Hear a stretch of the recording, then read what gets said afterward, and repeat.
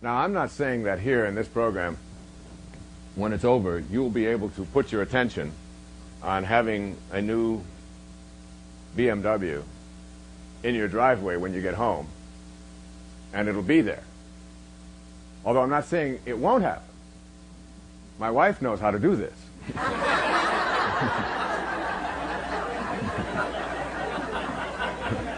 So does yours.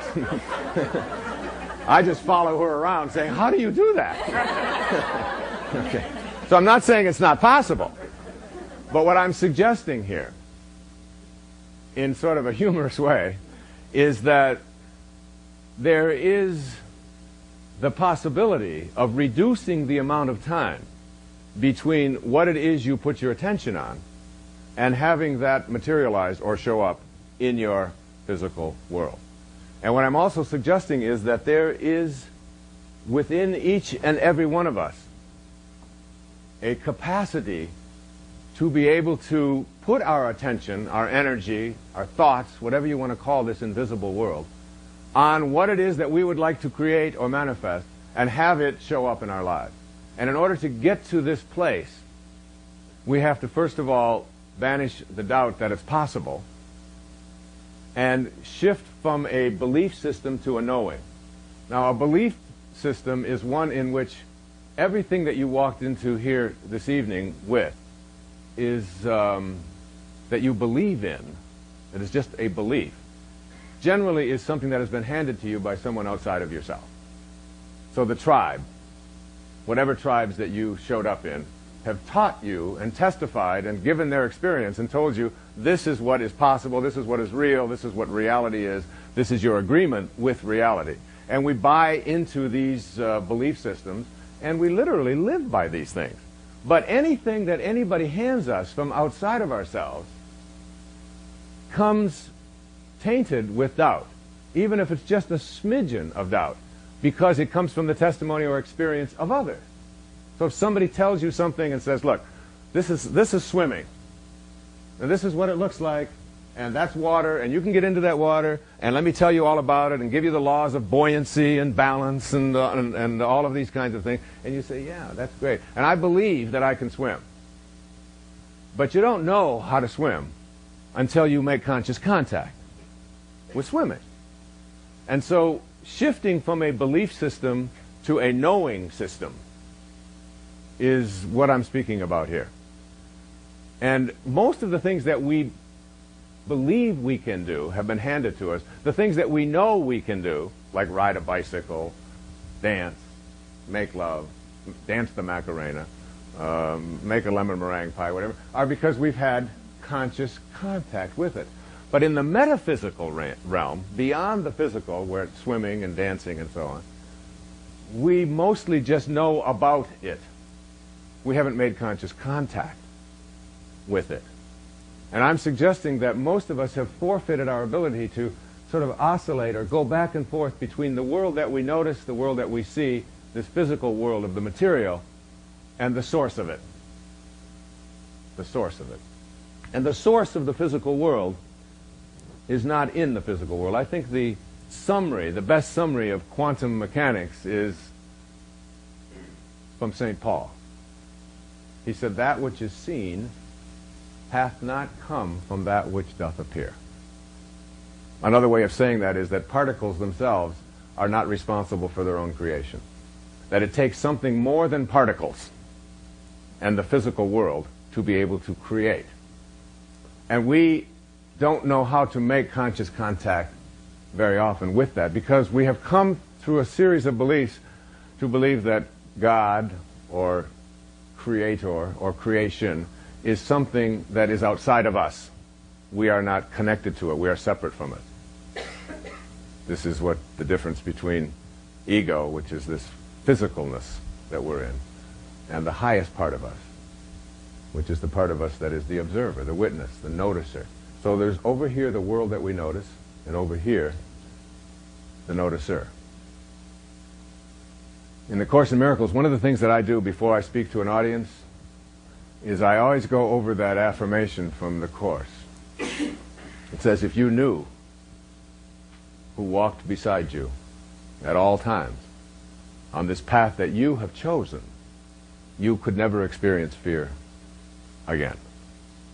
And when you know that, now knowing is conscious contact. Knowing is an absence of doubt. Knowing is what I am suggesting you have to go to. Independence from the good opinion of others and knowing. And you might ask yourself, what in the world does being independent of the good opinion of others have to do with manifesting? And that will become abundantly clear in a few moments. And also, this whole idea of being able to know.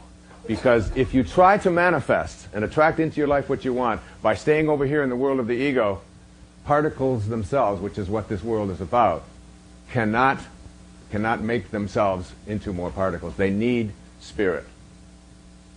And we have to figure out a way to make conscious contact with spirit. So, what I suggest is that there is a method, there is a way to get past the belief system and into a knowing. The knowing that I'm speaking about, you know, it is said when Jesus would approach a leper, he didn't approach the leper and say, you know, we haven't been really having a lot of success with leprosy lately. In fact, given your conditions, you've got a 5-year life expectancy with a 30% chance of survival. There was none of this. You can see all of the doubt that is involved in this kind of an approach to healing. What Jesus would say is, you are healed, and healing would take place. Same with St. Francis.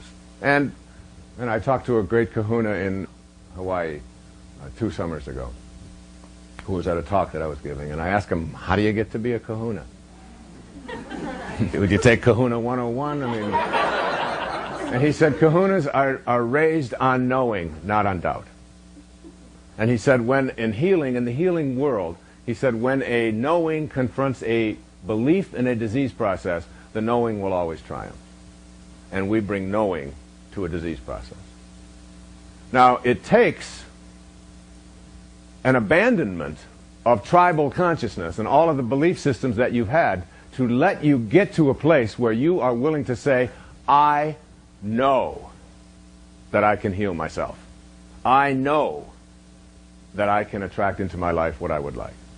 So what I'd like to do in the remaining time that I have is I'd like to present to you a means for putting manifesting into your life based upon knowing and based upon being independent of the good opinion of other people, and bring it all together. And it goes like this. This has been my observation. What you really, really, really, really, that's 4 reallys, want, you will get. Now the 4 reallys stand for this. The first really stands for wish. I wish I could get a promotion. I wish I could get rid of this cold. I wish I could make more money. I wish I could have a better relationship. I wish. We start with a wish. So that's the first really. But you need all 4 to manifest. So just wishing is not good enough. You have to go to the second really, and the second really is called desire, for me. And desire is different from a wish in that with a desire you are willing to ask. Ask and you shall receive. And those aren't just empty words from a spiritual text. They literally work for me. If I am in a place where I'm writing and I don't seem to know what direction to go, or I don't have the right information or whatever, I ask. And invariably after I ask, the telephone rings.